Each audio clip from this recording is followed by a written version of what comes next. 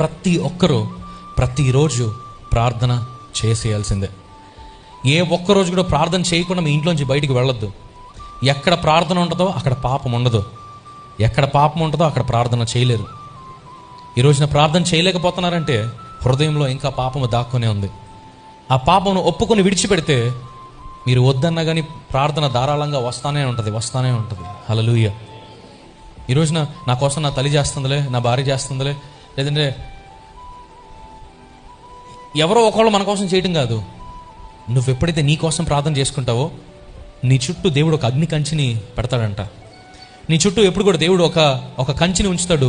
పాపముని దరి చేరకుండా దేవుడు సహాయం చేస్తాడు. హల్లెలూయా. ఎప్పుడు ప్రార్థన చేసే పెదవులతో బూతులు తిట్టబుద్ధి కాదు. ఎప్పుడు ప్రార్థన చేసే నోటితో మన ఎదుటి వారిని దూషించడం, వారి గురించి చెడుగా మాట్లాడటం రాదు. అందుకే ప్రతిరోజు కూడా మానక ప్రార్థన చేయాల్సిందిగా దేవుని పేరట మనవి చేస్తున్నాను.